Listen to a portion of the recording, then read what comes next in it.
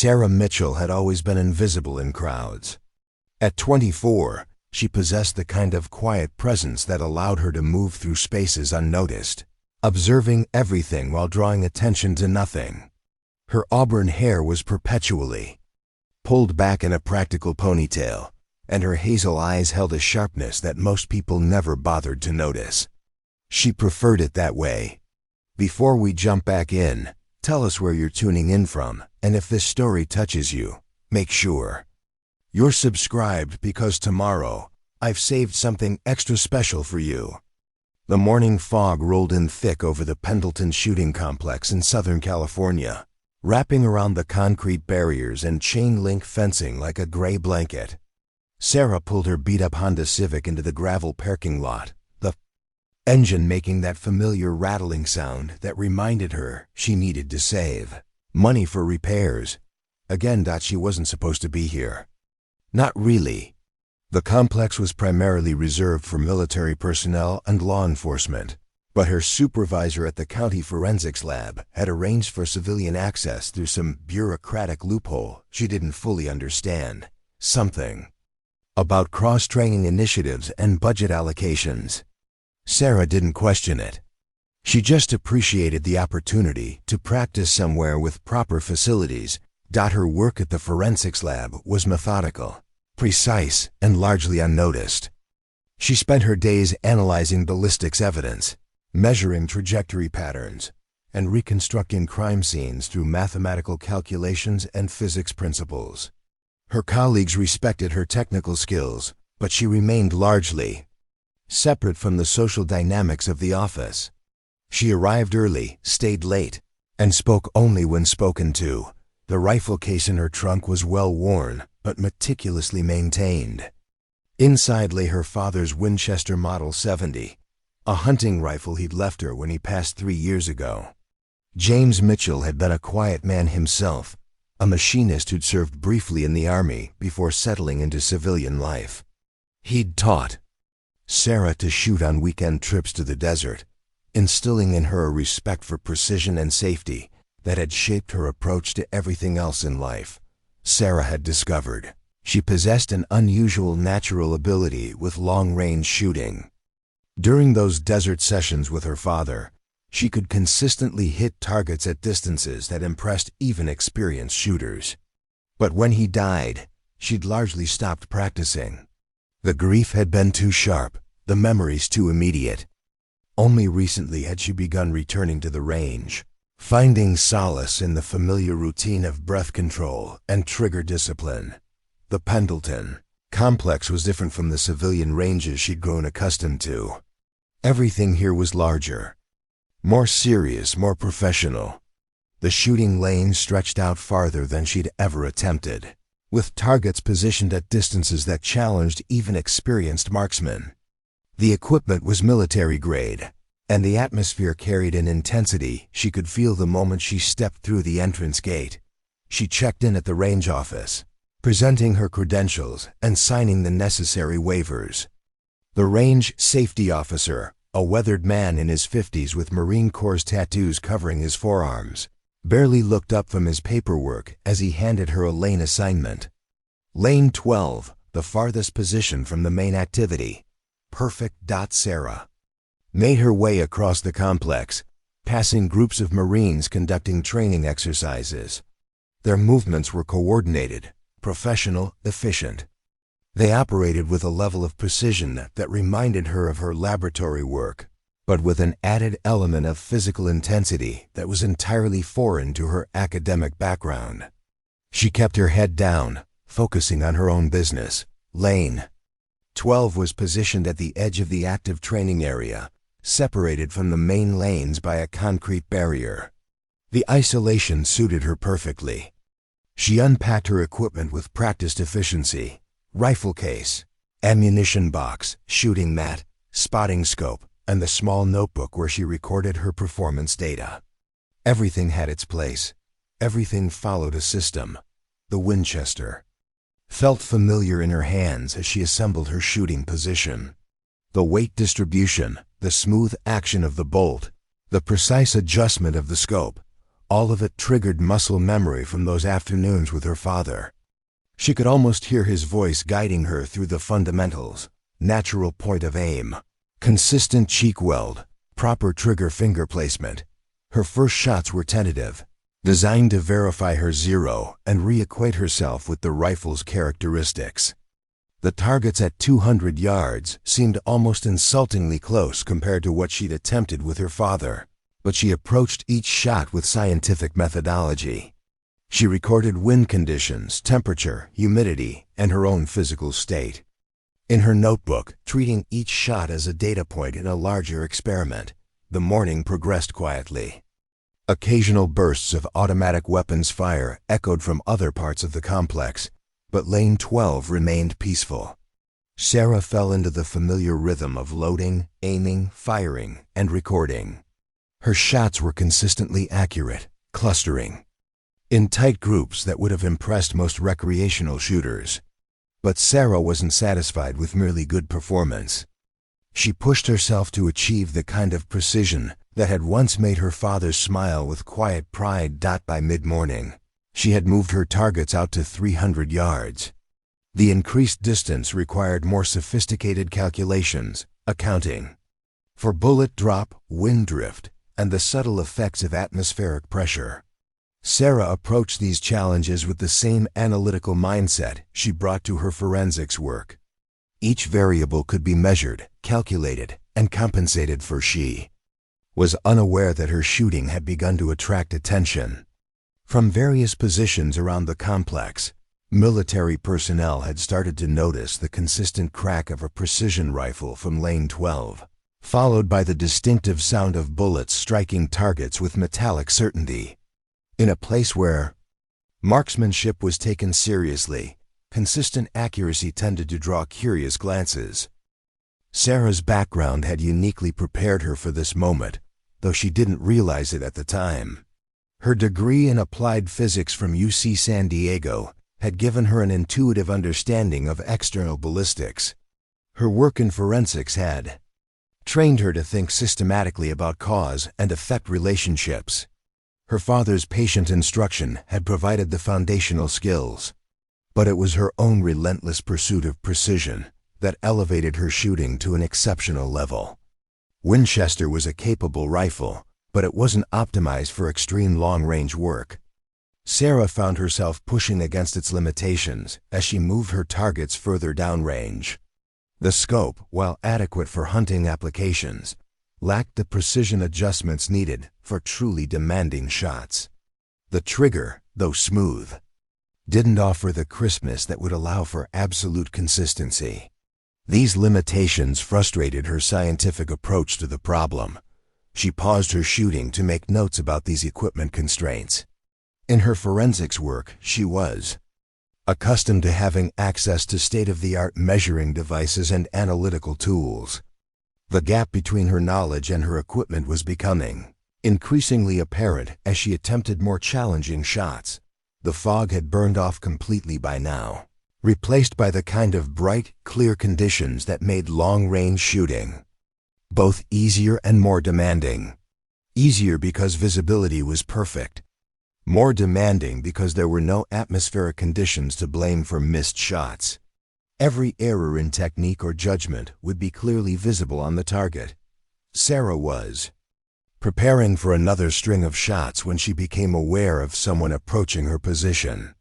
She'd been so focused on her shooting that she hadn't noticed the figure walking down the line of shooting lanes, pausing occasionally to observe other shooters. Now he was close enough that she could see him in her peripheral vision without breaking her shooting position. She completed her shot sequence before looking up. The man standing a respectful distance behind her shooting position was clearly military, though she couldn't identify his specific unit or rank from her limited knowledge of military hierarchy. He was tall, lean, with the kind of weathered features that suggested extensive time in harsh environments. His uniform was different from the Marines she'd seen earlier, more subdued, with patches and insignia she didn't recognize. What caught her attention most, however, was the rifle slung across his back. Even from a distance, she could tell It was something extraordinary. The weapon was obviously custom-built, with a precision stock, high-end optics, and modifications that spoke to serious long-range capability. It was the kind of equipment she'd read about in technical journals, but never seen in person. The man didn't speak immediately. Instead, he seemed to be studying her target through a pair of military-grade binoculars. Sarah felt a flush of self-consciousness as she realized her shooting was being evaluated by someone who clearly understood marksmanship at a level far beyond her own experience. She began to pack up her equipment, assuming her presence was somehow inappropriate or unwelcome. The military complex had rules and protocols she didn't fully understand, and she had no desire to cause problems or draw unwanted attention. Her instinct was to retreat gracefully before any awkward conversations became necessary. But as she started to disassemble her rifle, the man finally spoke. His voice was quiet, professional, with an authority that suggested he was accustomed to being listened to. "That's some solid shooting," he said, nodding toward her target. "What distance?" Sarah looked up, surprised by the direct interaction. 300 yards, she replied, her voice slightly uncertain. "I was just warming up." The man nodded thoughtfully. "Mind if I ask what you're shooting?" She gestured toward the Winchester. "It's a Model 70. It belonged to my father." "Good rifle," he said simply. "You've got it dialed in well." Sarah wasn't sure how to respond to the compliment. In her forensics work, precise measurements were simply expected, not praised. But she could sense that this man's evaluation carried weight beyond casual politeness. "I work in ballistics analysis," she offered by way of explanation. "I'm used to thinking about trajectory calculations." The man's expression shifted slightly, showing increased interest. "Forensics?" "County lab," Sarah confirmed. "Crime scene?" "Reconstruction mostly. Bullet path analysis, impact patterns, that sort of thing." She could see him processing this information, connecting her professional background to what he'd observed of her shooting. There was something in his expression that suggested he was reaching conclusions she couldn't anticipate. "I'm Chief Petty Officer Ryan Torres," he said, extending his hand. "Naval Special Warfare." Sarah shook his hand, noting the firm grip and the direct eye contact. "Sarah Mitchell." Torres glanced again at her target, then back at her rifle. "You said you were just warming up. What's your usual working distance?" The question caught her off guard. In her recreational shooting, she'd never pushed beyond 400 yards due to range limitations. But in her forensics work, she'd calculated bullet paths for shots taken at much greater distances. The theoretical knowledge was there, but practical experience was limited. Preparing and narrating this story took us a lot of time, so if you are enjoying it, subscribe to our channel. It means a lot to us. Now back to the story. "I haven't had access to longer ranges," she admitted. "But I'd like to try pushing further out." Torres nodded slowly, and Sarah could sense he was making some kind of decision. His next words would change everything, though she had no way of knowing it at the time. "The equipment you're using is holding you back," he said, his tone matter-of-fact rather than critical. "For what you're trying to do, you need something designed for precision work." Sarah looked down at her father's rifle, feeling a mixture of loyalty and frustration. The Winchester had sentimental value that couldn't be quantified, but Torres was simply stating what she'd already begun to realize about its technical limitations. "I know," she said quietly, "but this is what I have." Torres was quiet for a moment, studying her with an intensity that made her slightly uncomfortable.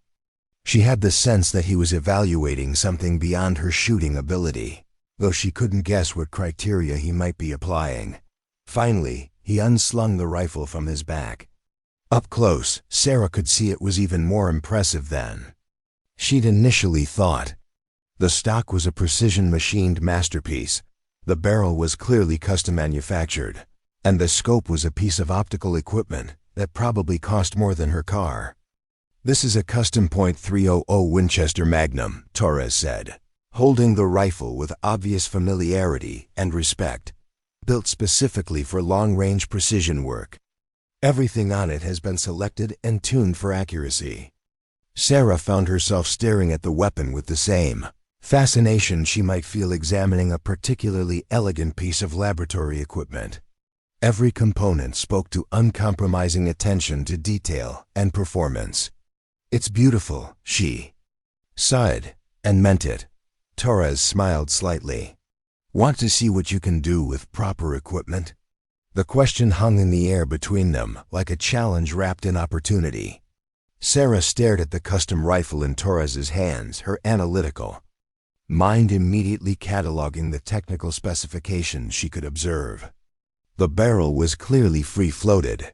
The trigger guard was aftermarket precision hardware, and the scope appeared to be a Schmidt and Bender with elevation turrets that would allow for precise long-range adjustments. "I couldn't," she said automatically. The response driven by years of institutional conditioning that had taught her to decline opportunities that seemed too good to be true. "That's obviously expensive equipment, and I'm just a ballistics expert who understands trajectory physics better than most of the shooters on this base." Torres interrupted, his tone carrying quiet conviction. "I watched you working through your calculations. I saw how you adjusted for conditions. That's not amateur hour shooting." Sarah felt her cheeks warm with unexpected recognition. In her forensics work, her skills were acknowledged but taken for granted. Here was someone who had observed her methodology and understood its significance. The validation was both thrilling and unsettling. "But what if I damage something? This looks like it will cost more than I make in several months." Torres smiled, the first genuine expression of warmth she'd seen from him. "Equipment is meant to be used. Besides, you handle Winchester like someone who understands the responsibility that comes with precision tools. I'm not worried about damage." He held the rifle out toward her, not quite close enough to take, but clearly offering it. The gesture felt weighted with more significance than just trying out different equipment. Sarah could sense this was some kind of test, though she couldn't understand what criteria she was being evaluated against, or why it mattered to this Navy SEAL she just met. "What's the catch?" she asked, her forensics training having taught her to look for hidden complications in apparently straightforward situations. "No catch," Torres replied. "Just curiosity. I want to see what someone with your background can do with equipment that matches your knowledge level." Sarah looked around the shooting complex, noting that several other military personnel had positioned themselves where they could observe Lane 12. The attention made her nervous, but it also sparked something competitive in her nature that she rarely had the opportunity to exercise. Her forensics work was solitary and methodical. This felt like a chance to demonstrate capabilities in real time. "What distance did you have in mind?" she asked, surprised by her own boldness. "Let's start at 500 yards and see how it goes," Torres said casually, as if that distance was a reasonable beginning point rather than a significant challenge. Sarah's pulse quickened.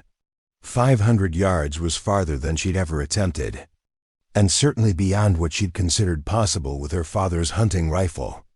But the scientific part of her mind was already calculating the additional variables she'd need to account for: increased bullet drop, greater wind sensitivity, more pronounced effects of atmospheric conditions. "I've never shot that far before," she admitted. "But you understand the physics," Torres said.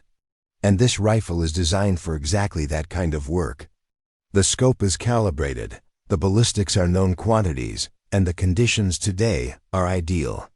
He was right about the conditions. The morning fog had completely cleared, leaving behind bright sunshine with minimal wind.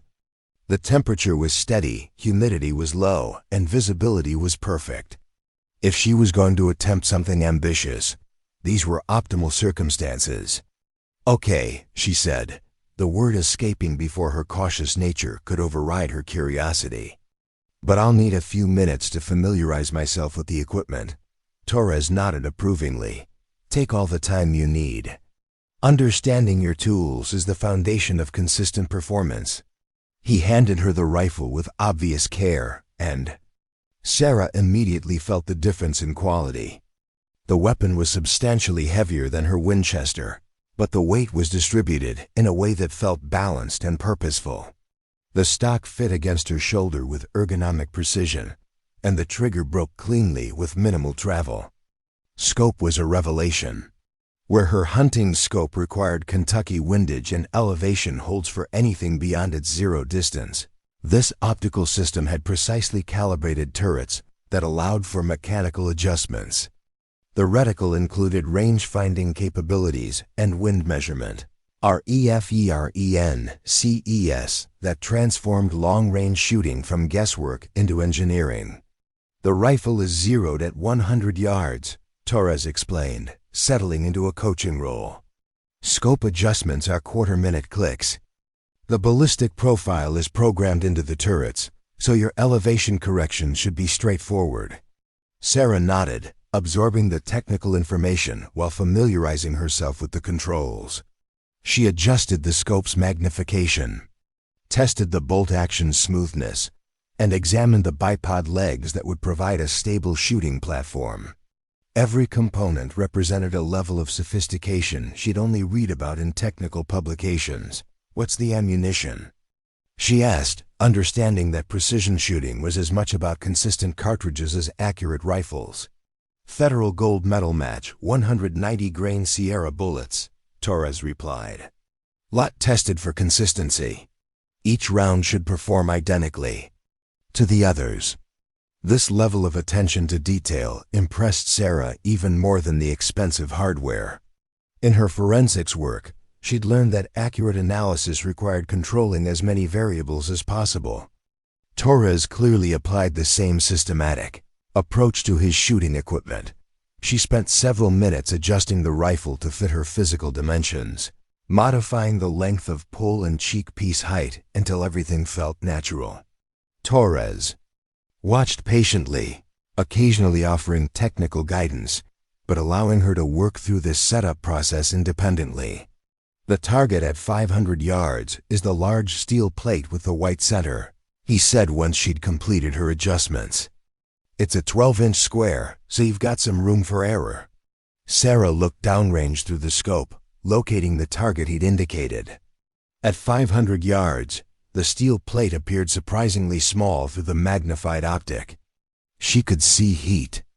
Mirage beginning to rise from the ground between her position and the target, adding another variable to her calculations. Wind? She asked, wetting her finger and holding it up to gauge air movement. Light and variable, Torres replied. Maybe 3 to 5 miles per hour from the left. Nothing consistent. Sarah made mental notes about the environmental conditions, then settled into her shooting position behind the rifle.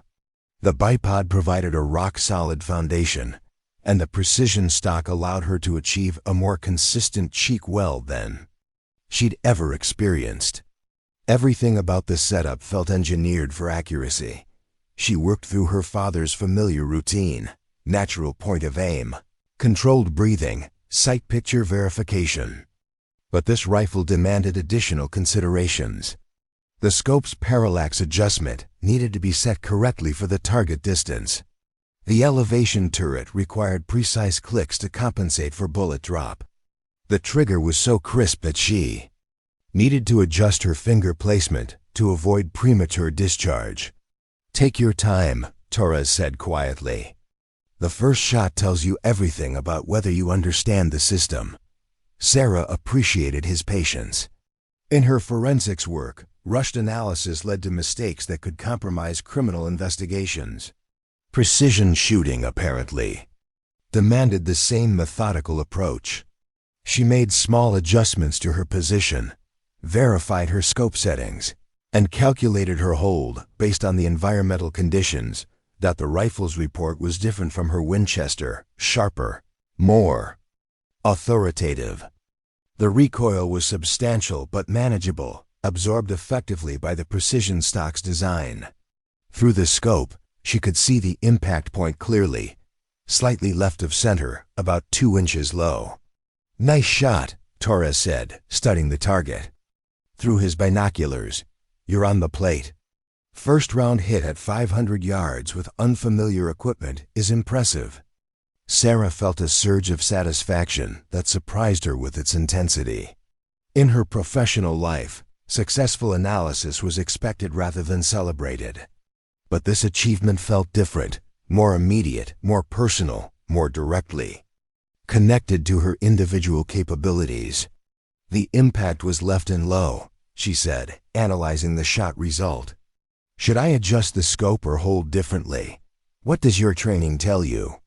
Torres asked, clearly testing her analytical process. Rather than providing easy answers, Sarah considered the variables. Wind from the left would push the bullet right, not left, so her lateral error was probably due to improper reading of conditions or slight sight alignment issues. The vertical error could be attributed to several factors: scope adjustment, atmospheric conditions, or shooting technique. "I think the elevation is close enough for government work," she said, borrowing a phrase she'd heard her father use. "But I need to adjust my wind reading or sight alignment for lateral displacement." Torres nodded approvingly. "Sound reasoning. What's your correction for the next shot?" "Hold slightly right of center to compensate for whatever caused the left." "Impact," Sarah replied. "And verify that my sight picture is consistent." She chambered another round, settled back into position, and made her adjustments. This time she paid even more attention to her sight alignment and trigger control, determined to eliminate any technical errors that might obscure the rifle's true capabilities. The second shot felt perfect from the moment the trigger broke.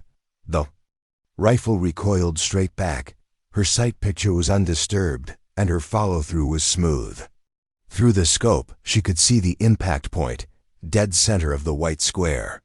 "Bullseye," Torres announced, though his tone suggested he wasn't entirely surprised by the result. Sarah felt something click into place in her understanding of long-range shooting. The first shot had taught her the rifle's characteristics and her own adaptation requirements.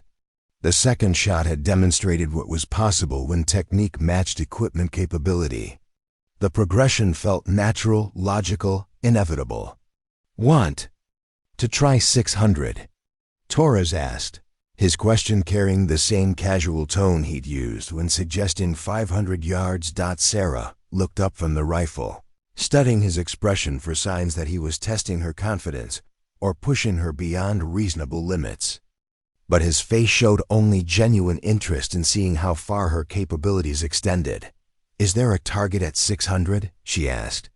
"Steel silhouette. Smaller than what you just hit, but visible through that scope." Sarah considered the challenge. 600 yards represented a significant increase in difficulty.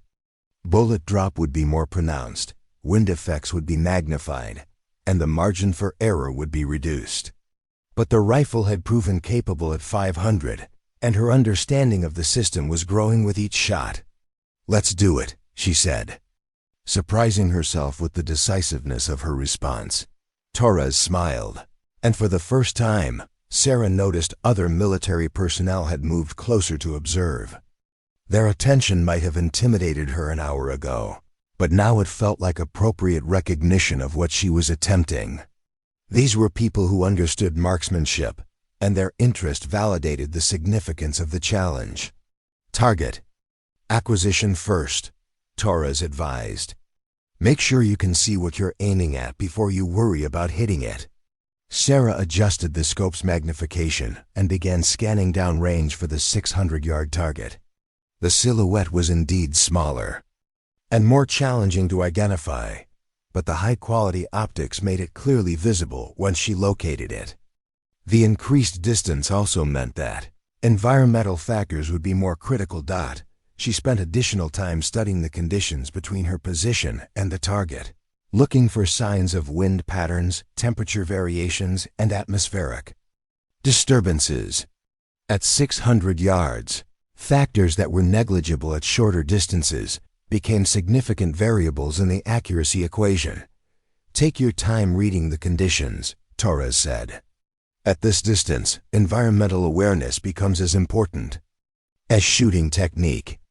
Sarah nodded, applying the same systematic approach that served her well in forensics investigations.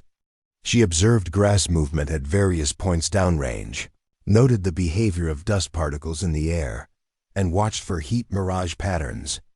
That might indicate wind shifts or thermal effects.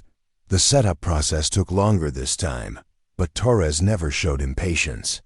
He seemed to understand that precision shooting was as much about mental preparation as physical technique. When Sarah finally settled into her firing position, she felt confident in her environmental assessment and equipment adjustments. The shot sequence felt different at this distance. The target appeared smaller, the hold required more precision, and the consequences of technical errors were magnified. But the rifle remained steady, the trigger broke cleanly, and her follow-through was consistent with her previous shots. "Hit," Torres announced after studying the target through his binoculars. "Edge of the silhouette, but definitely a hit." Sarah felt a rush of accomplishment that was unlike anything she'd experienced in her professional life. This was direct, immediate validation of her ability to solve complex problems under pressure. The target didn't lie, the conditions were challenging, and the result was unambiguous. "That was incredible," she said, her usual restraint overwhelmed by genuine excitement. "That was competent," Torres corrected, though his tone was warm with approval. "Incredible is what you're going to do with some proper training." The word training lingered in the air like a promise Sarah wasn't sure she was ready to accept. She handed the custom rifle back to Torres with reluctant fingers, already missing the precise feel of equipment that matched her analytical approach to marksmanship. The Winchester she'd brought suddenly seemed inadequate, like trying to perform microsurgery with garden tools. "I should probably get back to my own lane," Sarah said, though she made no move to actually leave. The gravitational pull of possibility kept her anchored to this moment that felt larger than a casual shooting session. "Actually," Torres said, adjusting the sling on his rifle, "I've got a proposition for you." Before Sarah could respond, another figure approached their position. The newcomer was clearly military, with the bearing and confidence that suggested senior leadership. His uniform was crisp despite the heat, and the insignia on his collar indicated rank that Sarah couldn't identify but instinctively recognized as significant. "Chief Torres," the man said, his voice carrying the kind of authority that made conversations. "Stop. I've been watching your impromptu instruction session.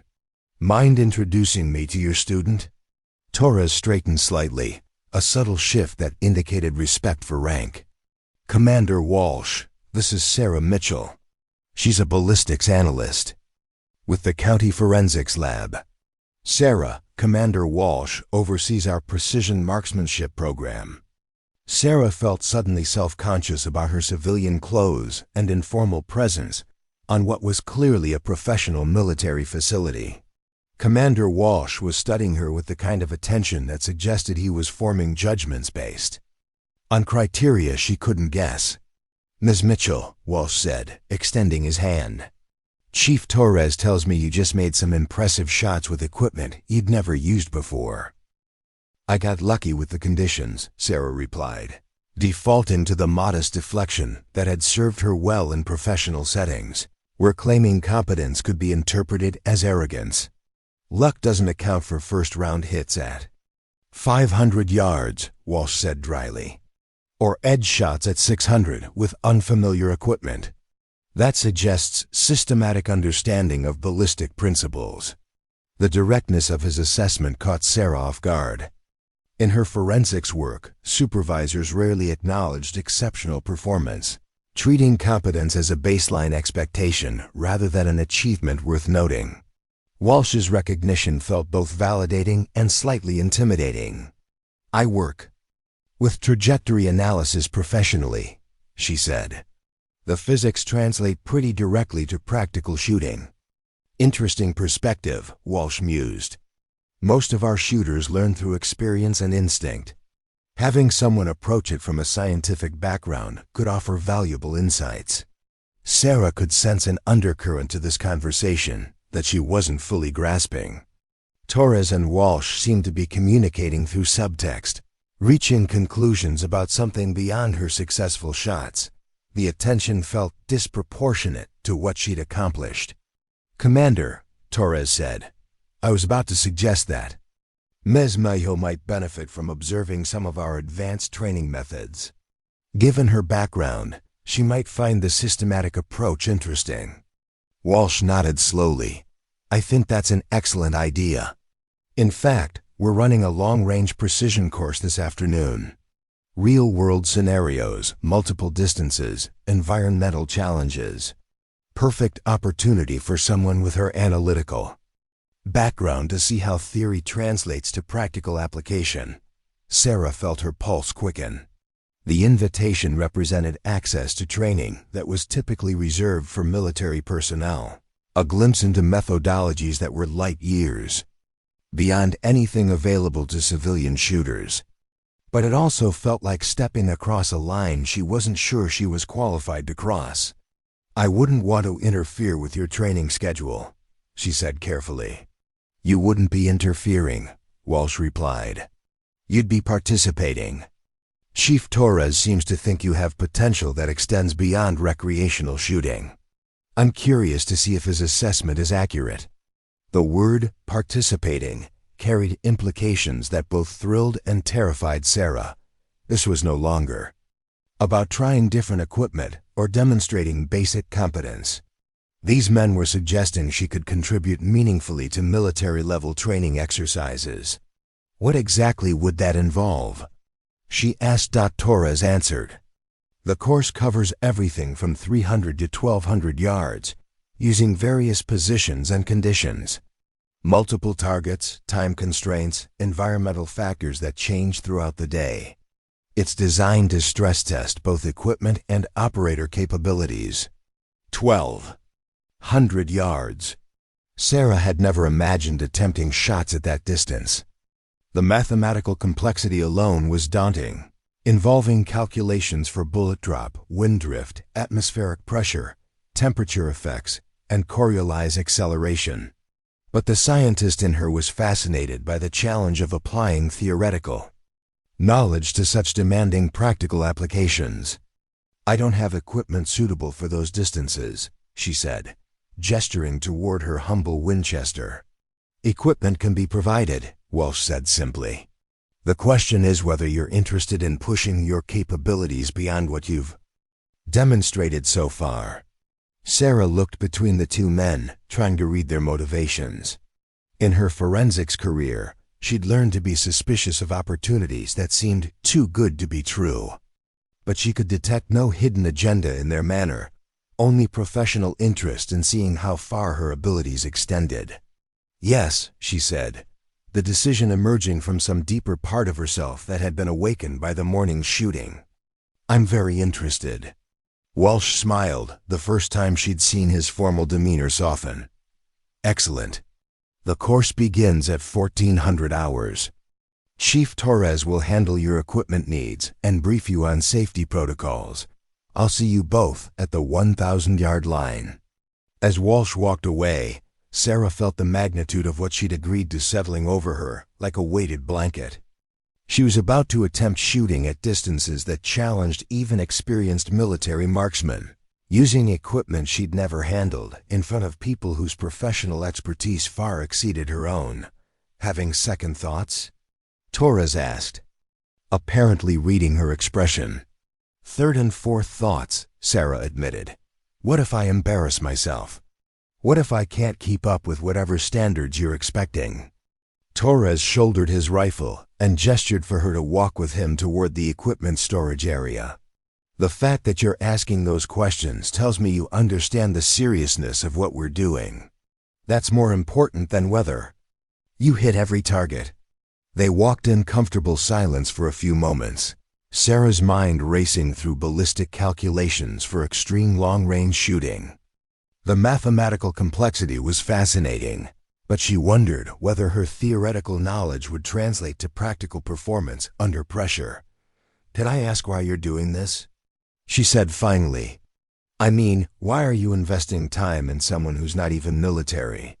Torres considered the question seriously. Because exceptional ability is rare, regardless of where you find it. And because the problems we face in the field require creative solutions from people who think differently than we do. They reached a specialized equipment storage facility that looked more like a high-end sporting goods store than a military supply depot. Rifles lined the walls in precise rows, each one representing thousands of dollars in specialized hardware. Optics, ammunition, and accessories were organized with the kind of systematic precision Sarah associated with professional laboratories.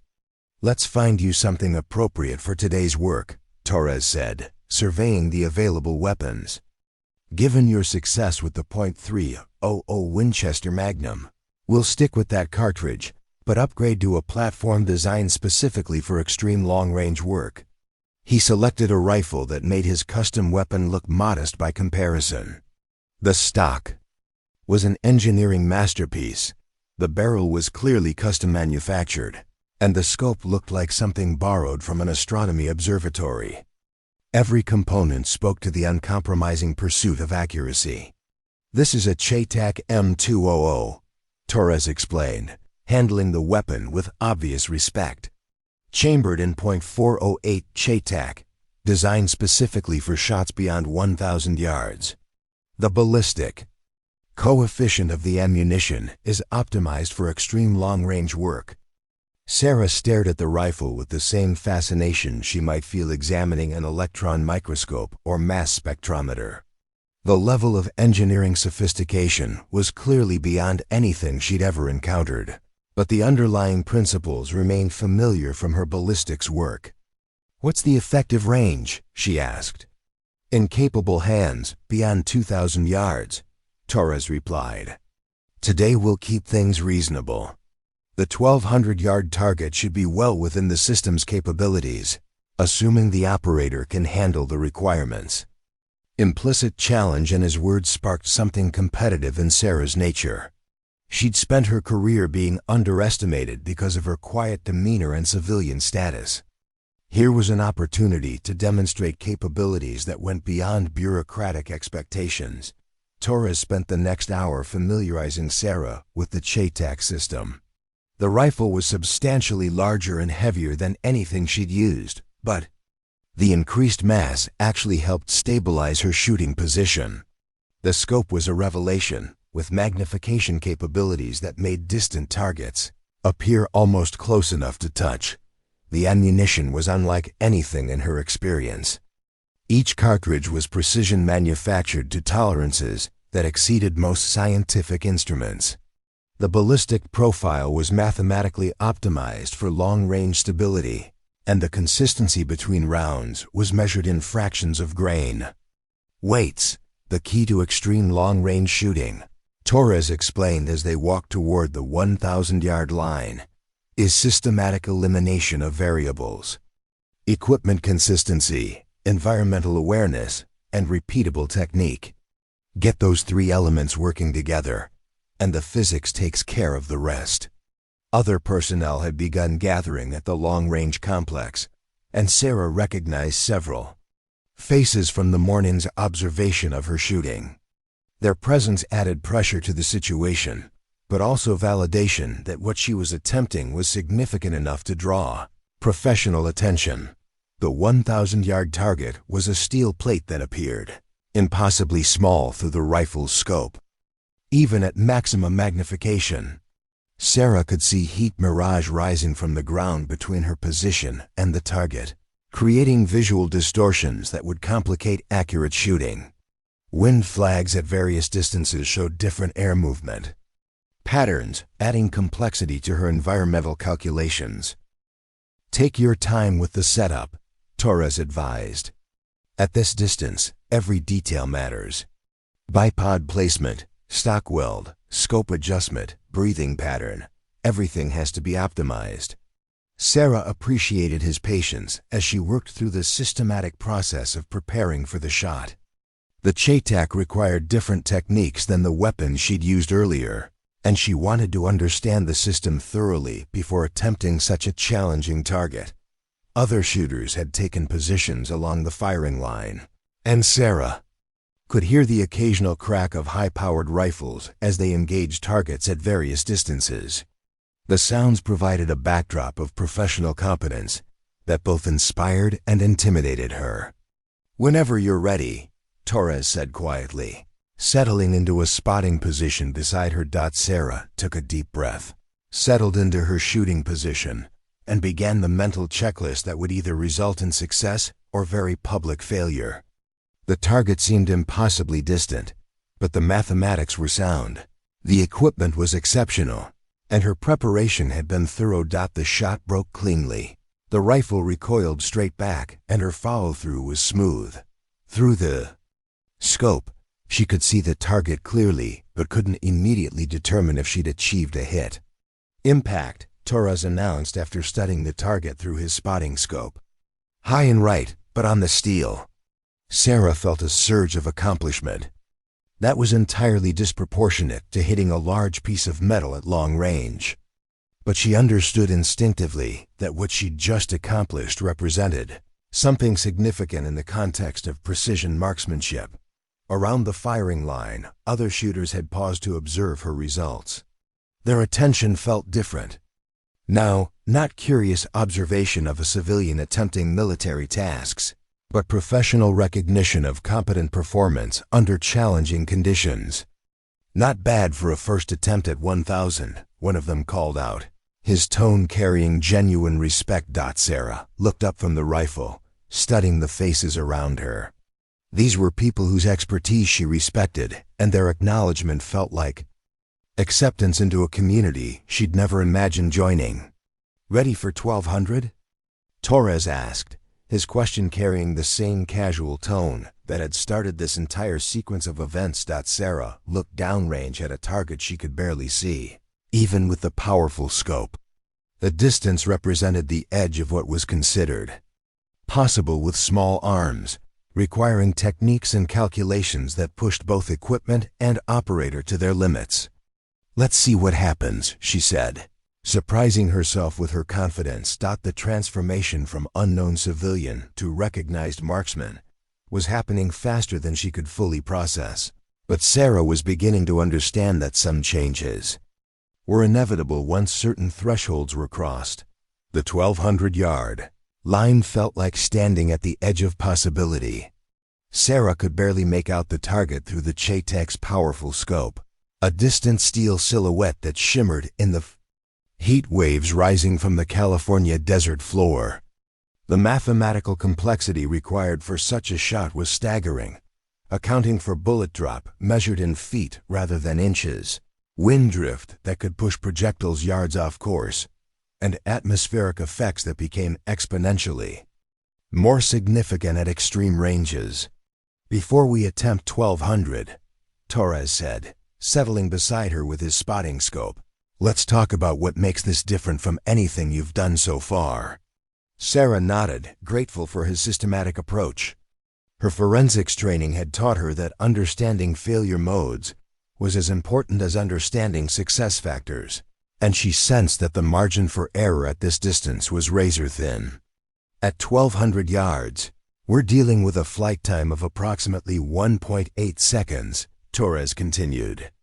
"That means any movement by the target, any change in wind conditions, any variation in your shooting technique gets magnified dramatically.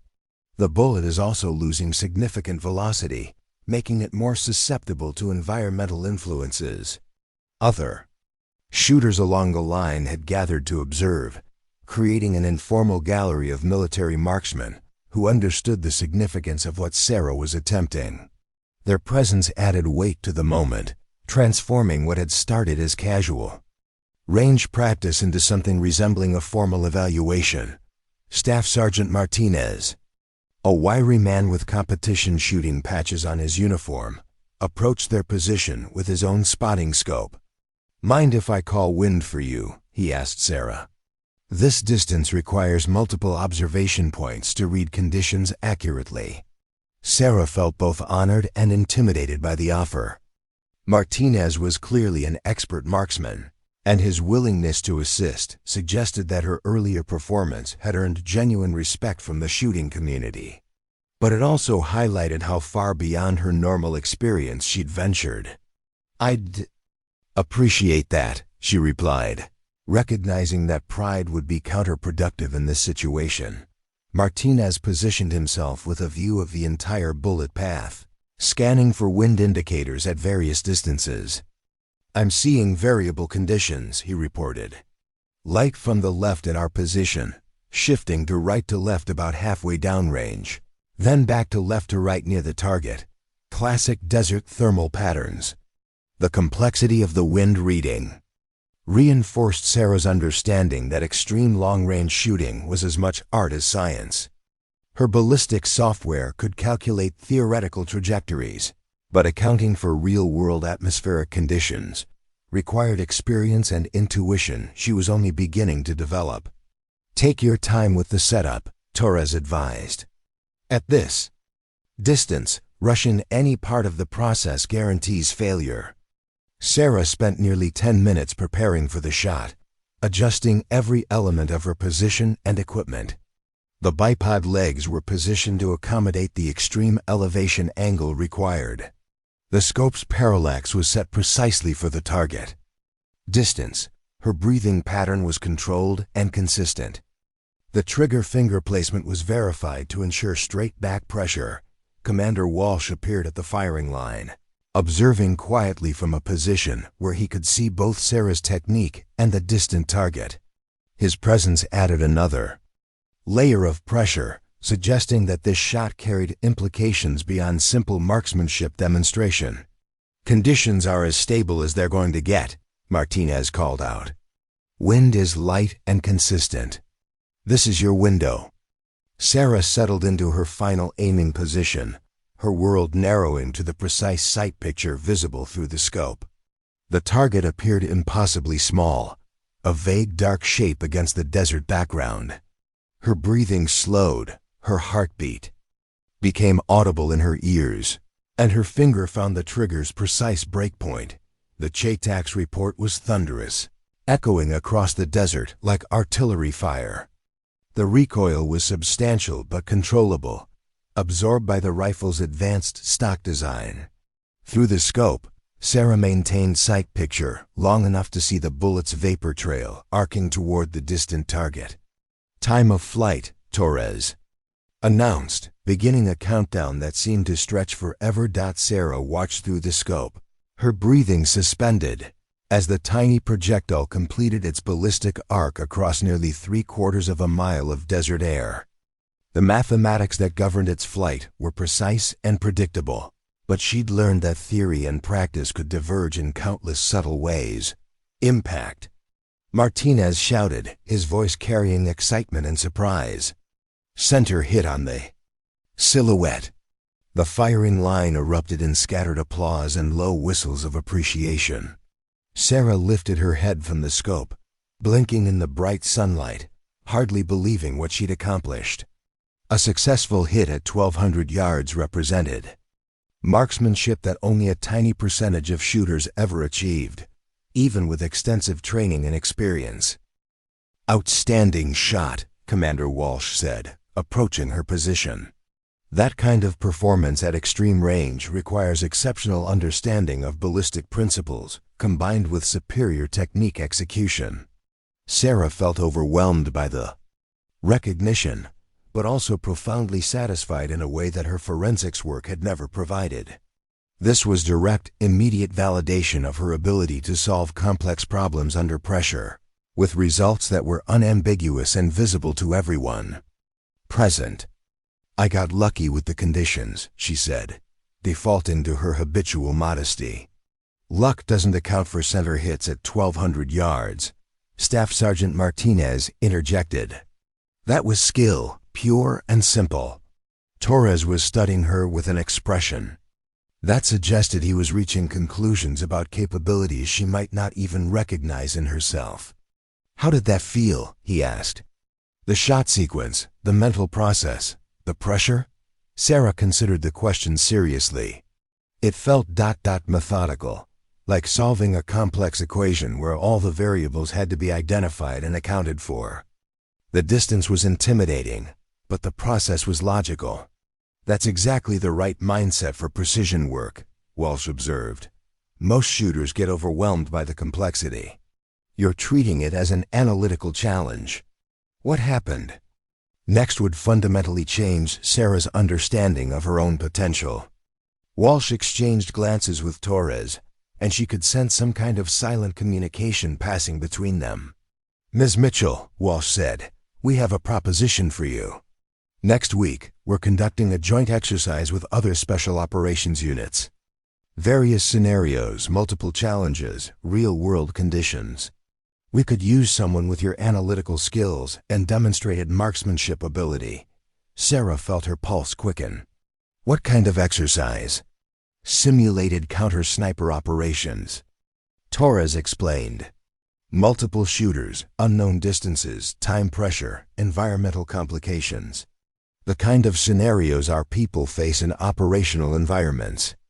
The invitation represented a quantum leap beyond anything she'd imagined when she'd arrived at the range that morning. These men were suggesting she could contribute meaningfully to military training exercises that prepared special operations. Personnel for combat situations. I'm not military, she said, stating the obvious objection. No, Walsh agreed, but you bring a perspective we don't have. Scientific analysis, systematic problem solving. Fresh approaches to familiar challenges. Sometimes an outside perspective is exactly what's needed. Sarah looked around the firing line at the faces watching her response. These were professional. Warriors who'd accepted her based on demonstrated performance rather than credentials or background. Their respect felt earned in a way that her academic achievements never had. What would my role be? She asked. Precision engagement specialist. Torres replied, working alongside our top marksmen in scenarios designed to test capabilities under stress. You'd be evaluated the same as everyone else. Performance under pressure, adaptability to changing conditions, contribution to mission success. The challenge was both terrifying and irresistible. Sarah had spent her career in controlled laboratory. Environments where variables could be managed and mistakes could be corrected through revised analysis. This was something entirely different, high-stakes problem-solving where errors had immediate and visible consequences. When? She asked. Monday. Morning, 0600 hours, Walsh replied. 5-day exercise, progressively challenging scenarios. By the end, we'll know exactly what you're capable of. Sarah felt a moment of vertigo as she contemplated the magnitude of what was being offered. A week ago, she'd been an anonymous forensics analyst whose most exciting challenge involved testifying in court about bullet trajectory calculations. Now she was being invited to participate in military exercises alongside some of the most skilled marksmen in the world. I'll need to arrange time off from my regular job, she said, surprised by her own decisiveness. I'll handle the coordination. With your supervisor, Walsh said. This could be classified as professional development related to your forensics work. Torres had been examining the CHATEC while they talked, and now he looked up with something approaching a grin. There's one more thing we should probably mention about next week's exercise. What's that? Sarah asked, though she suspected she might not want to know the answer. The scenarios include moving targets, elevated positions, and shots out to 2,000 yards, Torres said casually. Think you're ready for that level of challenge? 2,000 yards. The distance was almost incomprehensible, more than a mile of bullet flight time, requiring calculations that pushed both equipment and operator to absolute limits. Sarah had read about such shots in technical journals, but she'd never imagined attempting them herself. I guess we'll find out, she said, her voice steadier than she felt. The rest of the afternoon passed in a blur of technical discussions, equipment familiarization, and informal coaching from military marksmen who seemed genuinely excited about working with someone who brought a different perspective to familiar challenges. Sarah found herself at the center of conversations about ballistic coefficients, atmospheric modeling, and precision rifle modifications that represented the cutting edge of long-range marksmanship. As the day wound down, Torres walked with her back to the parking area where her modest Honda waited among military vehicles that cost more than she had made in several years. "You realize what you just signed up for?" he asked. Sarah considered the question while loading her equipment into the car. "I think I'm beginning to understand that I've been operating below my potential for a long time." "That's exactly right," Torres said. "The question is what you plan to do about it." Driving home that evening, Sarah found herself thinking about the trajectory that had brought her to this point. Her father's patient instruction, her academic training, her forensics career, all of it had been preparation for opportunities she'd never imagined existed. The invitation to participate in military exercises felt like a doorway to possibilities that extended far beyond her current understanding of her own capabilities. Her phone buzzed with a text message from an unknown number, equipment list, and briefing materials attached. "Welcome to the team." Torres. Sarah pulled over to read the detailed documents he'd sent. The equipment requirements read like a wish list from a precision shooting enthusiast. Custom rifles, advanced optics, specialized ammunition, environmental monitoring devices. The briefing materials described scenarios that sounded more like challenges from a specialized competition than routine training exercises. But what struck her most was the tone of the materials. There was no condescension, no acknowledgement that she was a civilian being given special accommodation. She was being treated as a competent professional who could contribute meaningfully to demanding operational challenges. That night, Sarah called her mother for the first time in several weeks. She'd never talked much about her shooting interests, partly because she wasn't sure how to explain the appeal of what most people considered an arcane technical hobby. "I've been invited to participate in some advanced training exercises," she said, trying to downplay the significance while sharing her excitement. "What kind of training?" her mother asked. "Precision marksmanship. Long-range shooting scenarios. The kind of work that applies my ballistics knowledge in practical ways."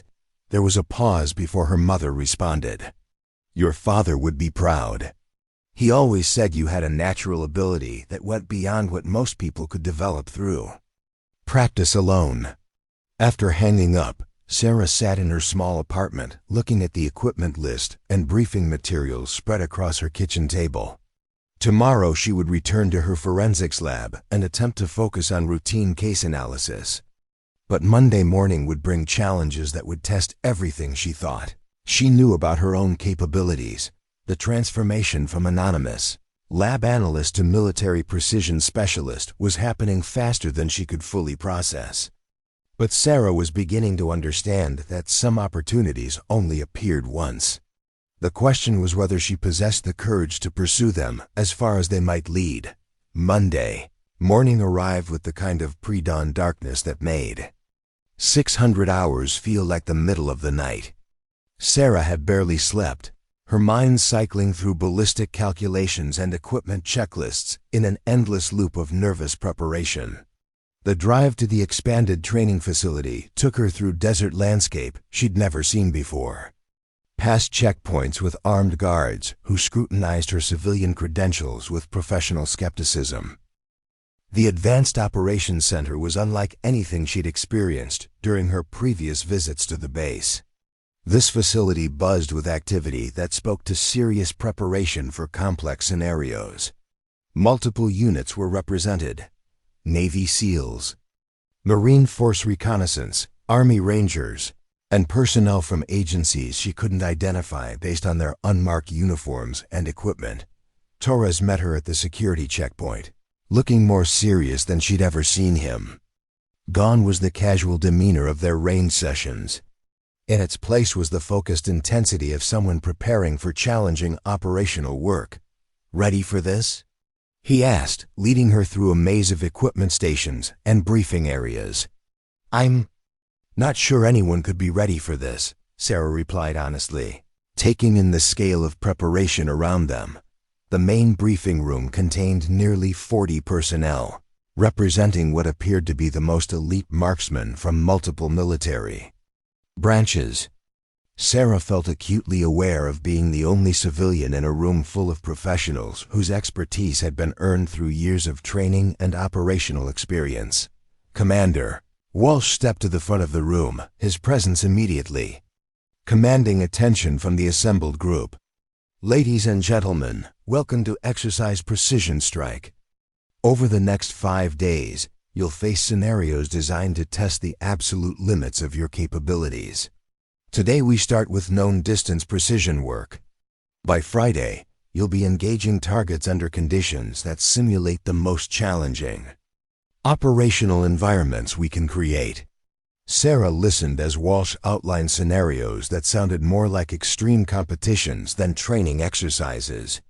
Moving targets at unknown distances, elevated shooting positions with complex wind patterns, time-limited engagements requiring instantaneous range estimation and environmental analysis. Counter-sniper scenarios where missing the target meant simulated mission failure. "Your teams have been pre-assigned based on complementary skill sets," Walsh continued. "Each team includes precision shooters, spotters, and analytical support. Mission success requires coordination and communication under pressure." When the team assignments were announced, Sarah found herself paired with Staff Sergeant Martinez from the previous week, along with 2 operators she didn't recognize: Petty Officer Blake, a SEAL sniper with multiple combat deployments, and Sergeant Chun, a Marine reconnaissance specialist whose reputation preceded him even among this elite group. "Interesting team composition," Blake observed as they gathered around their assigned equipment station. Civilian analyst, competition. Shooter, combat veteran, and reconnaissance specialist. Someone's testing whether diverse perspectives improve performance. Sarah felt the weight of being the experimental variable in what was clearly a carefully designed evaluation. Her teammates were all proven performers with extensive operational experience. She was the unknown quantity whose inclusion might enhance or compromise team effectiveness. The first day's scenarios took place at a range complex that dwarfed anything she'd previously encountered. Targets were positioned at distances from 600 to 1,800 yards, many partially concealed behind cover that required precise shot placement.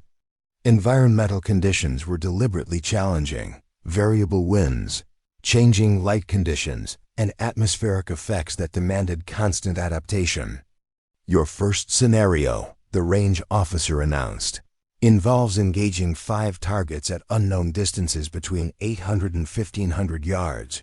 You have 20 minutes to complete all engagements. Time starts now." Sarah's team moved with coordinated efficiency that impressed her even as she struggled to keep pace. Martinez immediately began ranging targets with his laser device, while Chun scouted wind conditions at various distances. Blake assembled his rifle system with practice speed, leaving Sarah to analyze the ballistic requirements for the engagement sequence. Targets at 847, 1156, 1203, 1347, and 1489 yards, Martinez reported. Winds are variable, strongest in the middle distances. Sarah pulled out her ballistic calculator and began computing engagement data while Blake prepared his shooting position. The mathematics were complex but manageable, requiring calculations for bullet drop, wind drift, and optimal engagement sequence based on changing environmental conditions. "Recommended sequence," Sarah announced, "is farthest to nearest to minimize the effects of changing atmospheric conditions. Start with the 1489-yard target while winds are relatively stable." Blake nodded approvingly. Sound reasoning.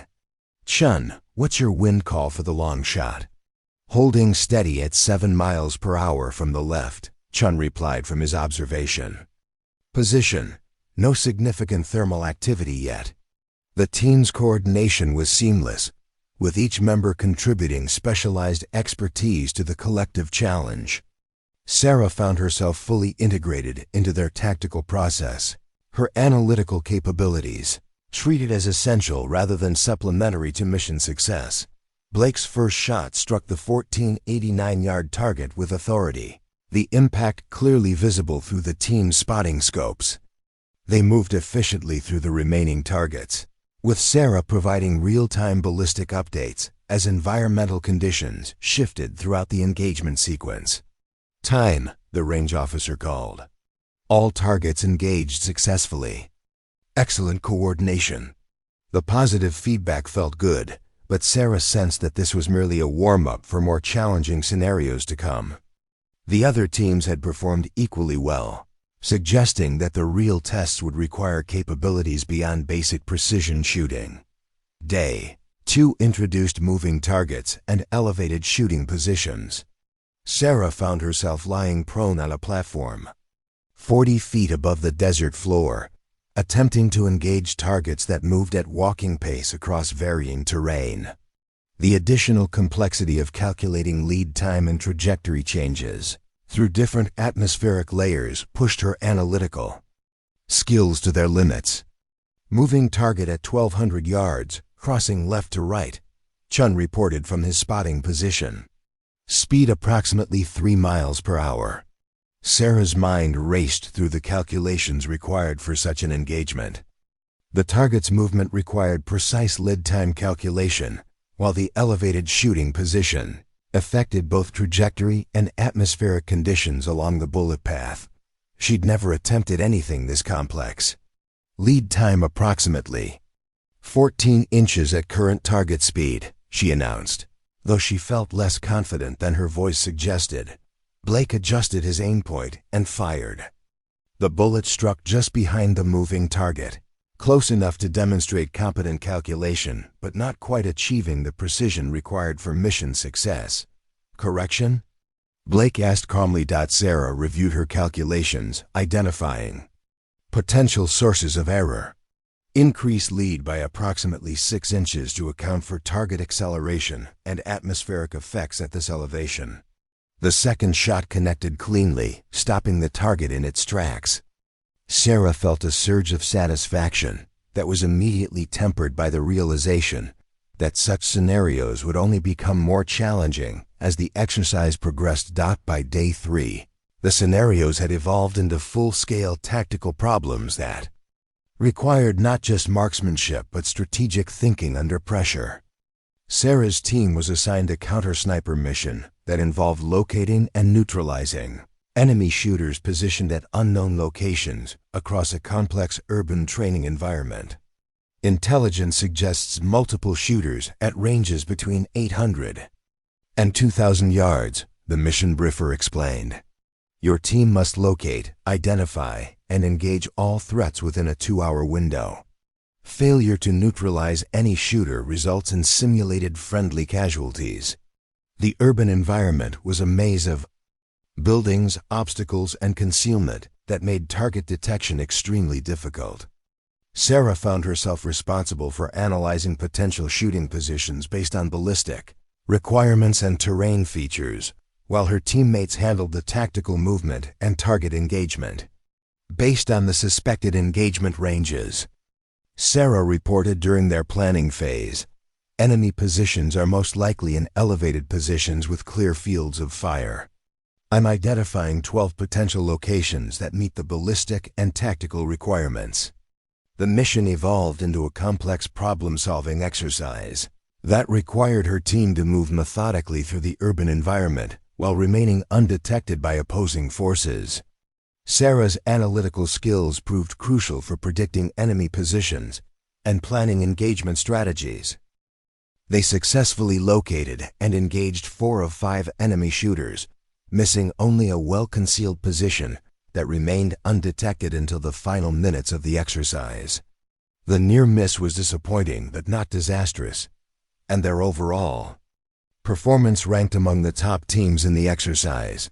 But day 4 brought the challenge that would test Sarah's mental resilience more than her technical skills. The scenario involved a hostage rescue situation where precision shooting was required to neutralize threats while avoiding harm to civilian targets. The psychological pressure of such scenarios was unlike anything she'd experienced. Rules of engagement, the briefer explained, require positive target identification and precision shot placement that eliminates the threat without endangering hostages. Margin for error is 0. Any shot that impacts a civilian target results in immediate mission failure. Sarah felt her confidence wavering for the first time since the exercise began. The technical aspects of precision shooting were manageable, challenges that could be solved through analysis and preparation. But the psychological pressure of scenarios where mistakes had life or death consequences was entirely different. Her team was assigned a rooftop position overlooking a training compound, where hostages were being held by multiple armed subjects. The distances were moderate, between 400 and 800 yards, but the target discrimination requirements were extreme. Civilian and threat targets were positioned in close proximity, requiring shot placement accurate to within inches. First target, Chun reported, 800 yards, holding a hostage as a human shield. Clear shot available to upper torso, but hostages within 6 inches of impact zone. Sarah felt paralyzed by the scenario's psychological weight. In her forensics work, mistakes meant paperwork and revised reports. Here, errors carried the weight of simulated lives, and the pressure was overwhelming her normally analytical thought processes. "Sarah," Blake said quietly, "I need ballistic data for precise shot placement. Can you give me an exact holdover for an 8-inch target at 800 yards? Her hands shook as she attempted to manipulate her ballistic calculator. The numbers that had been second nature throughout the previous days suddenly seemed complex and uncertain. She was experiencing performance anxiety that threatened to compromise her team's mission success. The calculation is ... She stammered, her mind refusing to function with its usual precision. Torres appeared beside their position, having observed her struggle from the exercise control area. "Mitchell," he said firmly, "you've made harder shots under worse conditions. This is just another ballistic problem that requires systematic analysis." His intervention provided the mental reset she needed. Sarah took a deep breath, forced herself to treat the scenario as a technical challenge rather than an emotional burden, and began working through the calculations with renewed focus. "Holdover 2.7 minutes, no wind correction needed," she announced. With regained confidence, Blake's shot was perfect, striking the threat precisely while leaving the hostage unharmed. The team moved efficiently through the remaining engagements, successfully completing the mission without civilian casualties. That evening, during the team debrief, Sarah reflected on how close she'd come to complete failure. The technical skills were manageable, but the psychological pressure had nearly overwhelmed her ability to function effectively. "Tomorrow's final scenario," Torres warned, "will test everything you've learned this week. It's designed to push every participant beyond their comfort zone and identify who can perform under maximum stress." Sarah nodded, understanding that her greatest challenge wasn't the distance of the targets or the complexity of the calculations. It was her ability to maintain analytical clarity when the consequences of failure felt overwhelming. The breaking point had tested her mental resilience, and she'd barely survived it. Tomorrow would determine whether she possessed the psychological strength to function as a precision specialist under operational conditions. Dawn on the 5th day broke gray and cold across the desert training facility, with weather conditions that would have challenged even experienced operators. Winds gusted unpredictably across the complex terrain. Thermal effects created shifting atmospheric layers, and intermittent cloud cover changed lighting conditions minute by minute. It was the kind of day when equipment performed at its limits, and human capabilities were tested beyond normal parameters. Sarah arrived at the briefing room to find an atmosphere of heightened intensity. The previous day's psychological challenges had eliminated several participants who couldn't maintain performance under stress. Of the original 40 personnel who'd started the exercise, only 24 remained for the final scenario. The attrition rate spoke to the severity of what they'd all been through. Commander Walsh stood before the remaining group with an expression that conveyed both respect for what they'd accomplished and warning about what lay ahead. Today's final exercise will determine who among you possesses the complete skill set required for our most demanding operational requirements. You'll face scenarios that combine every challenge from this week, amplified by conditions that test absolute limits.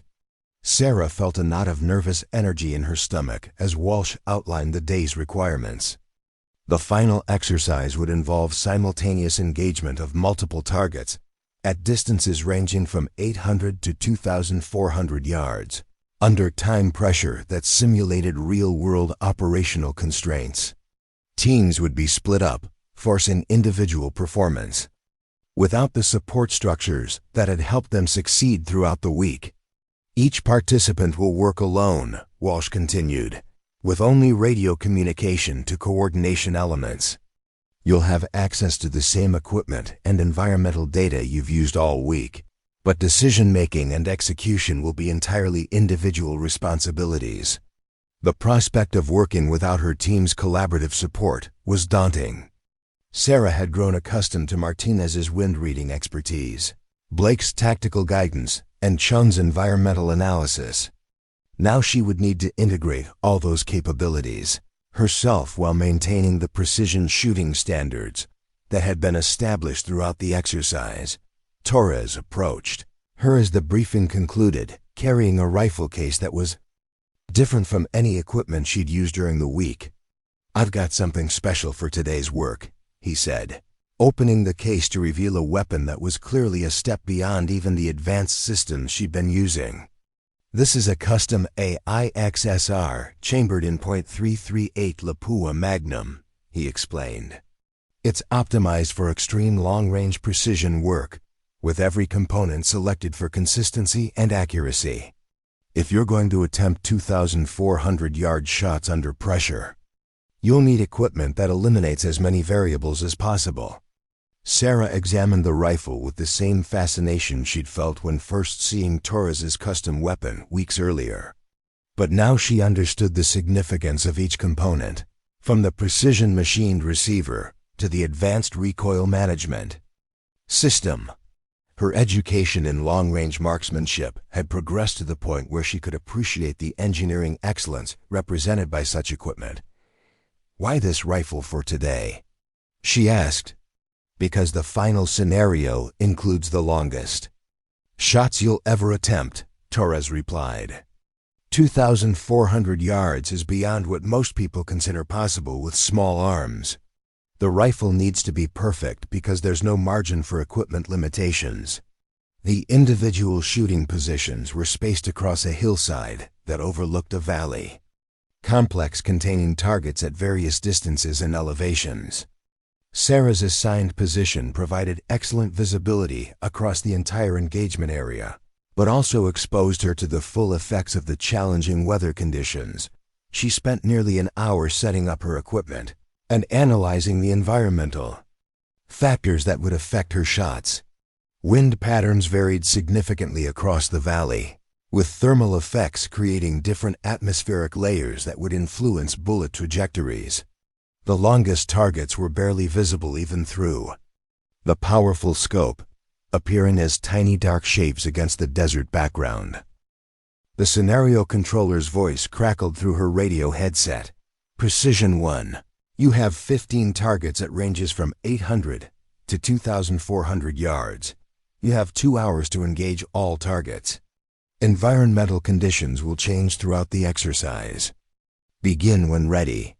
Sarah took a deep breath and began with the systematic approach that had served her throughout the week.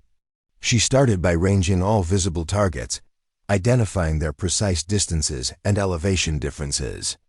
The ballistic calculations for the extreme range shots were complex enough that she used every computational tool available. Cross-checking her analysis multiple times, her first engagement was the 800-yard target, chosen to establish confidence and verify her equipment's zero under current conditions. The shot connected cleanly, confirming that her setup and calculations were sound. She moved efficiently through the medium-range targets, building momentum and maintaining her analytical rhythm. But the real challenges began when she shifted to targets beyond 1,500 yards.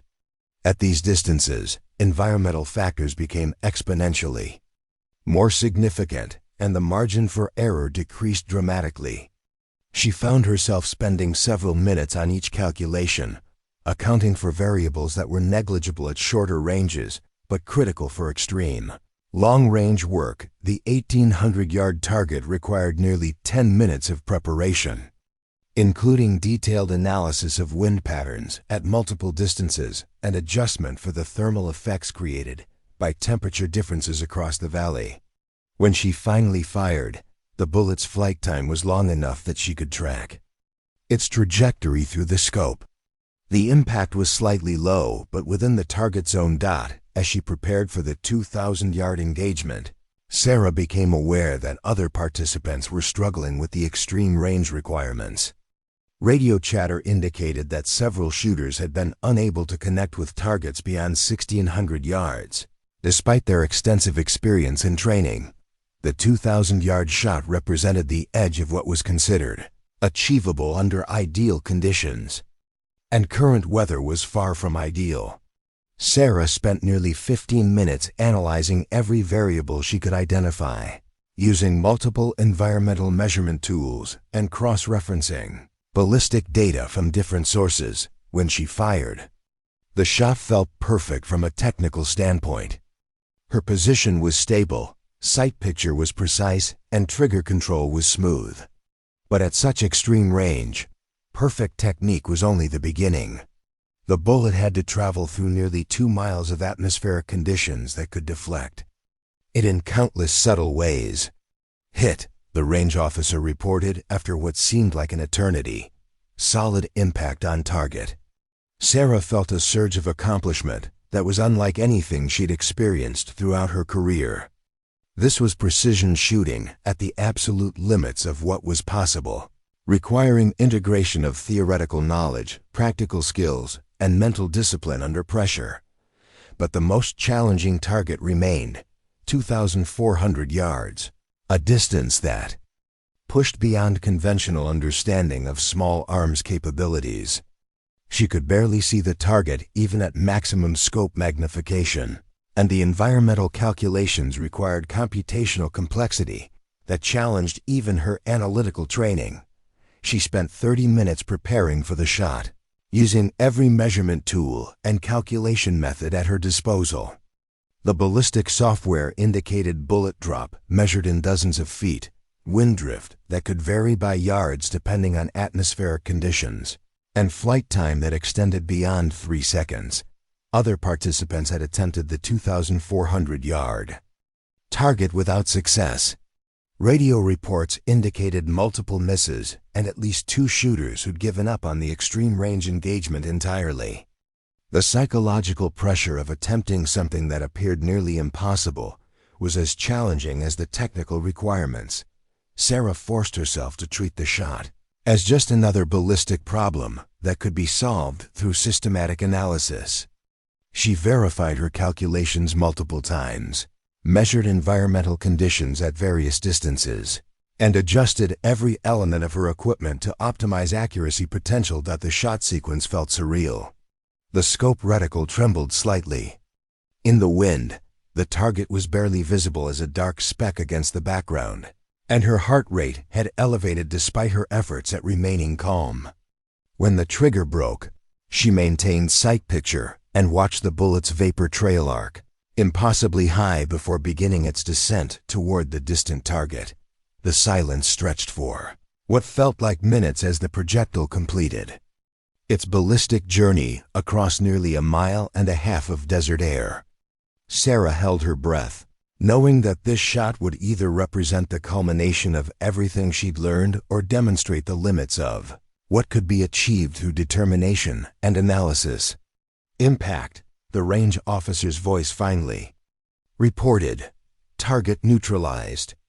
The radio channel erupted with congratulations from other participants and range personnel. Sarah had successfully engaged a target at a distance that challenged the theoretical limits of precision rifle capabilities, using skills she'd developed over just a few weeks of intensive training. Commander, Walsh's voice came through her headset. Outstanding performance, Mitchell. Complete your remaining targets and report to the command post for debrief. Sarah finished the exercise by engaging the remaining moderate-range targets.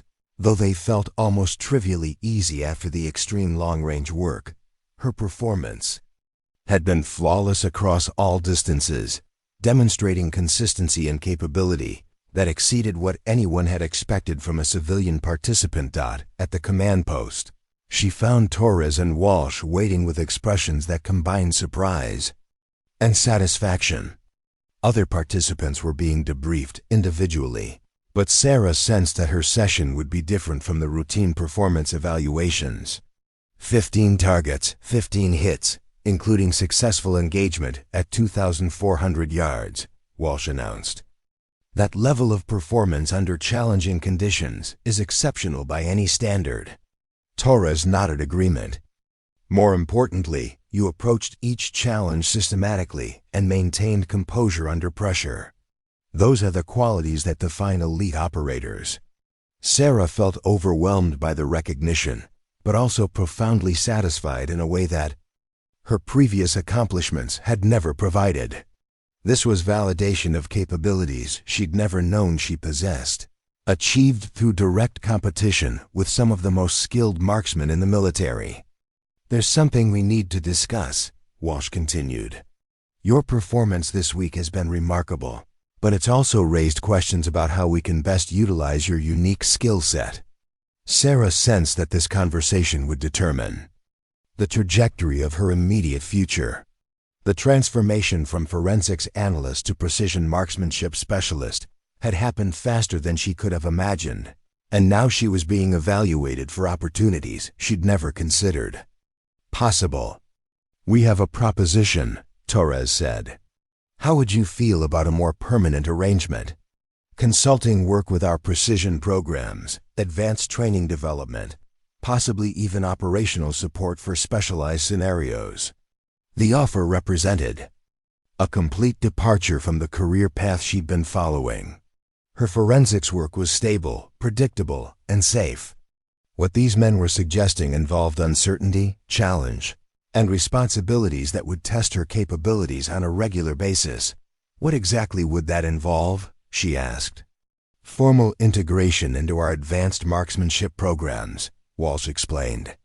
Training development based on your analytical approach, consultation on equipment and techniques, and participation in specialized operations that require your particular skill set. Sarah looked between the two men, understanding that this was a threshold moment that would define her future direction.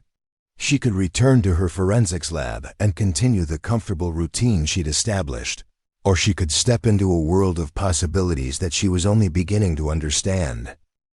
I need some time to think about it, she said finally. Of course, Walsh replied. Take all the time you need. But understand that opportunities like this don't come along often. Your combination of analytical skills and practical performance is exactly what our evolving mission requirements demand. That evening, Sarah sat alone in her quarters reviewing the events of the past week. She'd discovered capabilities she never knew she possessed, earned respect from professionals whose expertise she admired, and been offered opportunities that could transform her entire career trajectory. The recognition felt earned in a way that her academic achievements never had. This was validation through direct performance under pressure, measured against standards that were both objective and demanding. She'd proven herself capable of excelling in an environment that challenged every aspect of her abilities. The transformation from unknown civilian to recognized specialist had been remarkable, but Sarah understood that it was only the beginning. The question now was whether she possessed the courage to pursue these opportunities as far as they might lead.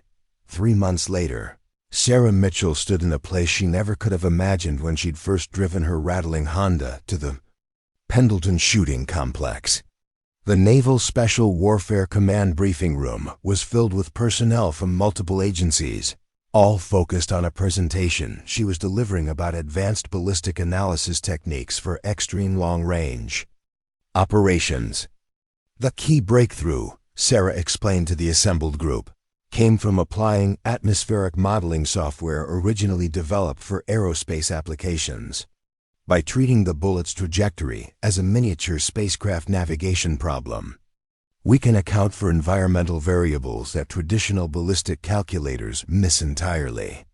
The audience included some of the most experienced marksmen in the military, yet they listened to her presentation with the attention typically reserved for senior technical experts.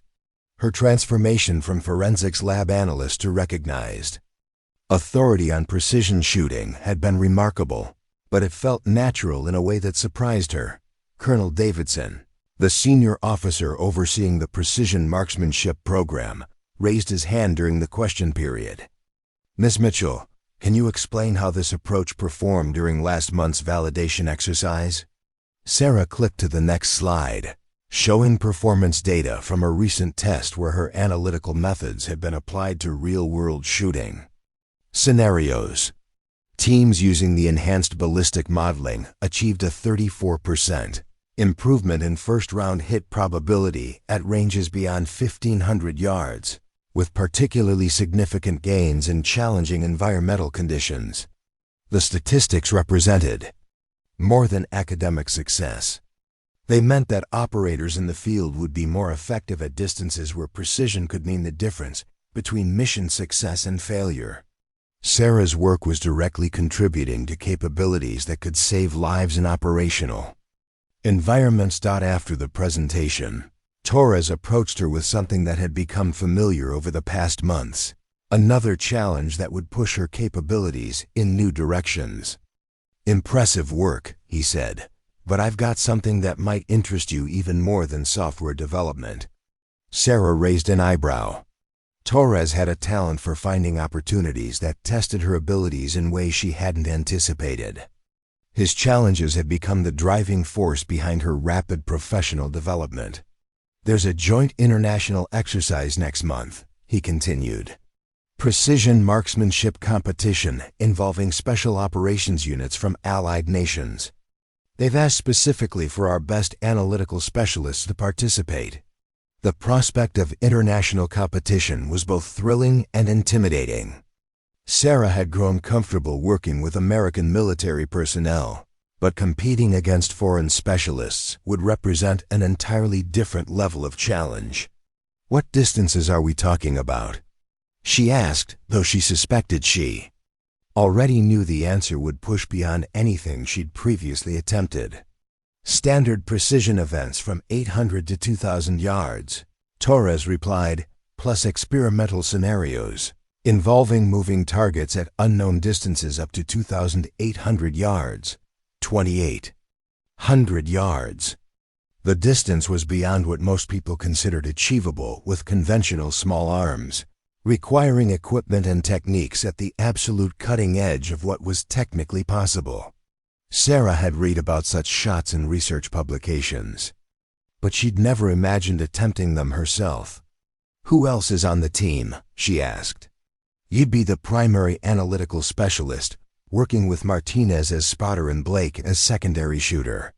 The idea is to demonstrate how systematic analysis can enhance performance at extreme ranges where traditional methods become inadequate." Sarah felt the familiar surge of excitement that came with challenges that pushed her beyond established comfort zones. Her career had become a series of opportunities to test the limits of what she could achieve through determination and analytical thinking. "When do we start training?" she said, her response indicating acceptance before she'd consciously made the decision. The preparation for international competition required equipment and techniques that represented the absolute state of the art in precision shooting. Sarah found herself working with prototypes and experimental systems that were years ahead of anything available to Tang Civilian shooters. The rifle selected for the extreme long-range work was a custom system built specifically for the competition. Chambered in .375 Chaitak and equipped with optics that cost more than most people's cars. Every component had been selected and tuned for accuracy at distances that challenged conventional understanding of small arms capabilities. But the real innovation was in the analytical tools Sarah helped develop for the competition. Her ballistic modeling software had evolved into a comprehensive system that integrated real-time environmental data, target movement prediction, and trajectory optimization in ways that transformed precision shooting from art to engineering. The foreign teams are bringing some serious capability, Martinez warned during one of their training sessions. The British have a shooter who holds multiple records for extreme long-range work. The Canadians are using experimental ammunition that outperforms anything we've seen before. Sarah appreciated the competitive context, but she'd learned that her strength lay not in competing directly with experienced operators, but in bringing analytical capabilities that complemented traditional marksmanship skills. Her role was to solve problems that couldn't be addressed through experience and instinct alone. The international exercise took place at a facility in Nevada that had been specifically designed for extreme long-range work.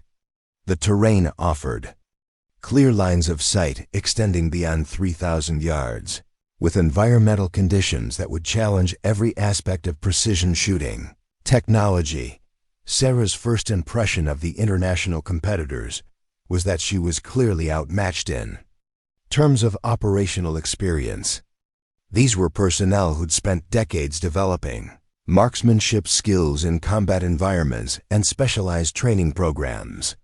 Her few months of intensive development seemed insignificant by comparison, but when the technical briefings began, Sarah realized that her analytical approach brought capabilities that complemented rather than competed with traditional expertise. While other teams relied heavily on shooter experience and instinct, her team could quantify and optimize performance in ways that were entirely systematic. The first day's events confirmed this assessment. Standard precision shooting at known distances favored teams with experienced operators who could adapt quickly to changing conditions. Sarah's team performed competently, but didn't distinguish themselves from the field. However, the experimental scenarios designed to test capabilities at the edge of technical possibility were different. When targets appeared at unknown distances beyond 2,500 yards, requiring instantaneous range estimation and ballistic calculation under time pressure, Sarah's analytical systems provided decisive advantages. Target bearing 087, estimated range 2,650 yards, moving left to right at approximately 4 miles per hour. The scenario controller announced.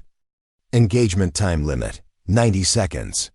While other teams struggled with the range estimation and ballistic calculations required for such an extreme shot, Sarah's software provided precise targeting data within seconds. Her integration of laser, range finding, atmospheric modeling, and trajectory optimization meant that Blake could focus entirely on shooting technique rather than mathematical calculations. Range confirmed at 2,647 yards, Sarah announced. Wind correction 2.3 minutes left. Elevation 47.2 minutes up. Target lead 18 inches. Blake's shot connected with authority, striking the moving target in a manner that drew surprised recognition from international observers. The technological integration that Sarah had developed was demonstrating clear advantages over traditional methods at extreme ranges. By the final day of competition, Sarah's team had established themselves as leaders in the experimental scenarios, while maintaining competitive performance in standard events. More importantly, their systematic approach was attracting attention from technical specialists representing multiple nations. "Your ballistic modeling system is remarkable," commented Captain Jensen, the Danish team leader, during a break between events. "We've been developing similar approaches, but nothing as comprehensive as what you've demonstrated." Sarah appreciated the professional recognition, but she was more interested in the collaborative possibilities that international competition offered. Each team brought specialized knowledge and techniques that could enhance everyone's capabilities when shared openly. The final event was designed to test absolute limits, engaging targets at 2,800 yards under conditions that simulated operational stress. Only 3 teams attempted the challenge, understanding that success required both exceptional equipment and flawless execution. Sarah spent nearly an hour preparing for the shot, using every analytical tool at her disposal to account for the environmental factors affecting such an extreme engagement. The ballistic calculations alone required computational complexity that challenged even her advanced software systems. When Blake finally fired, the bullet's flight time was long enough that Sarah could track its progress through multiple atmospheric layers using high-powered spotting equipment. The projectile seemed to hang in the air forever, beginning its final descent toward the distant target. "Impact," the range officer announced after what felt like an eternity. "Direct hit on target." The successful engagement at 2,800 yards represented achievement at distances that most marksmen considered impossible. Sarah's team had demonstrated that systematic analysis could extend precision shooting capabilities beyond traditional limitations when integrated with exceptional marksmanship skills. The competition concluded with her team finishing second overall. But more importantly, they'd established new benchmarks for analytical integration in precision shooting. The techniques Sarah had developed were being adopted by multiple international teams for future training and operational applications. As the exercise concluded, Sarah found herself surrounded by personnel from various nations who were interested in collaborating on advanced marksmanship research. Her transformation from unknown civilian to recognized international expert had been completed in less than 6 months. Commander Walsh appeared at her side as she packed her equipment for the return journey. "Quite a progression," he observed. "From forensics analyst to international precision shooting specialist in record time." Sarah looked around the facility where she'd just competed against some of the most skilled marksmen in the world. "It still doesn't feel entirely real," she admitted. "It's real," Walsh assured her, "and it's just the beginning. We've had inquiries from several allied nations about collaborative research programs. Your analytical approach to precision shooting is opening possibilities that didn't exist before." The drive back to California took Sarah through desert landscape that reminded her of that first morning when she'd arrived at Pendleton for simple range practice. The transformation since then had been so complete that she could barely remember. The person who'd been content with anonymous work in a forensics laboratory. Her phone buzzed with a message from her mother. "Saw the news article about the international competition. Your father would be amazed at what you've accomplished." Sarah smiled, thinking about the shy analyst who'd been warming up at a shooting range just months earlier. That person had possessed capabilities she'd never recognized, pursuing a career path that utilized only a fraction of her potential. Now she was a recognized expert whose work was advancing the state of the art in precision marksmanship, collaborating with specialists from multiple nations, and contributing to capabilities that could affect real-world operational outcomes. The invisible analyst had become someone whose expertise was sought by the most elite military units in the world. But, perhaps most importantly, Sarah had discovered that her greatest strength wasn't technical knowledge or analytical capability alone. It was the willingness to step forward when offered opportunities that seemed beyond her qualifications, to persist through challenges that tested every aspect of her abilities, and to transform herself through determination and systematic effort. The Honda's engine still rattled as she drove toward her new apartment near the naval facility, but now it sounded like a reminder of how far she'd traveled rather than a symbol of limitations she needed to accept. Sarah Mitchell had discovered that potential wasn't about the circumstances where you started. but about the courage to pursue opportunities wherever they might lead. As she pulled into her driveway, Sarah realized that the most remarkable aspect of her transformation wasn't the technical skills she'd developed or the recognition she'd earned. It was the understanding that she'd always possessed these capabilities, waiting for the right moment and the right challenge to emerge. The analyst who'd been content with invisible competence had become a specialist, whose expertise was changing how precision shooting was understood and practiced. And she was just getting started. Up next, you've got 2 more standout stories right on your screen. If this one hits the mark, you won't want to pass these up. Just click and check them out. And don't forget to subscribe and turn on the notification bell so you don't miss any upload from us.